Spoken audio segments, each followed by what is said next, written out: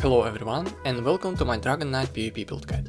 When subclassing first dropped on console, I was trying different things on DK. I was trying Necro because of dot passive, Warden Winter's Embrace to create a roleplay Fire and Ice build. I think I tried Stormcalling as well. But doesn't matter what I tried, I was always catching myself at the thought that something is missing. And that something was usually one crucial skill or passive from DK. So I came to the conclusion that pure DK is the best choice for me. Let me explain why. Let's say you take Ardent Flame from DK, aka the damage skill line, so you'll have your dots, whip, all of that good stuff. And then you want to replace one or two other skill lines. But the thing is that Draconic Power, for example, gives you signature DK spiked armor, heal, and most importantly, leap. Playing DK without leap, what's the point? It's like playing Templar without jabs, or Sork without streak, or Warden without shallows. Yes, you can use Dawnbreaker, but leap is just pure DK aura. It's one of the reasons I personally play DK. Okay, you can say, cool, leave that skill line and change, for example, Earthen Heart. Well, Earthen Heart has another cool skill, which is in my opinion the best PvP stun on the game, Shattering Rocks. You cannot roll it, you cannot block it, it deals damage, heals you after you use it, restores you stamina because of passives, and it's also a very cool looking skill, which is a perfect representation of DK as a class. Why the hell would I play without it? And it's not only that.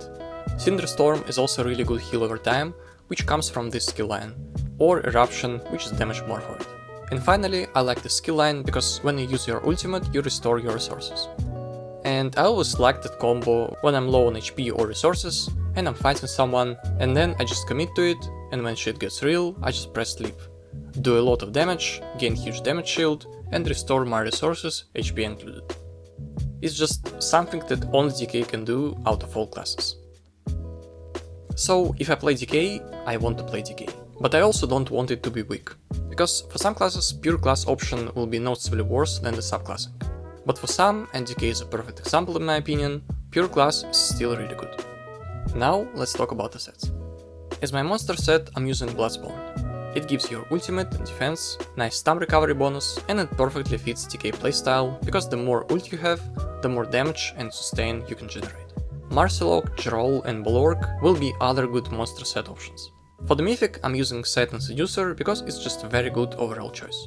Other good option would be Monomyth, I guess, I never used it. Malakath, which will fit DK really well, because it isn't a crit build anyway, and Malakath will give you a lot of flat damage. Markin and Death Dealer's Feet as usual good options. For my main damage set, I'm using class set from Archive, Pyrebrand.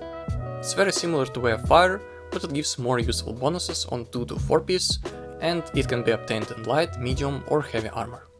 We don't need to do fully charged heavy attack to proc it, because it will be very good even without it. Just be sure you are light attacking to proc this set.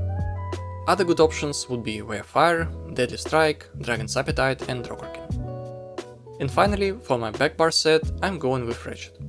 I remember when I was thinking that Wretched is an overkill for DK, because you already have good sustain. But without the Dealer's Feet, it's kinda tough to sustain sometimes, so I just went with Wretched. Other good options would be Daedric Trickery or Running Cry. Now let's talk about the skills. On the front bar I have Venomous Claw for more damage, or Burning Embers for more healing. Noxious Breath as our major breach skill and also a strong dot. Whip as our main spammable, Flames of Oblivion, Chema Hunter or Ulcid Contingency for Savaging Prophecy, Shattering Rocks as our stun, and finally Leap, my beloved, as our main damage ultimate.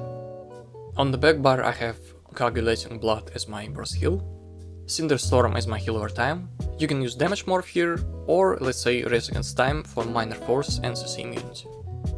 Vigor for minor resolve, Hardened Armor for major resolve and a damage shield, Generation for major vitality and sorcery and also a decent dot.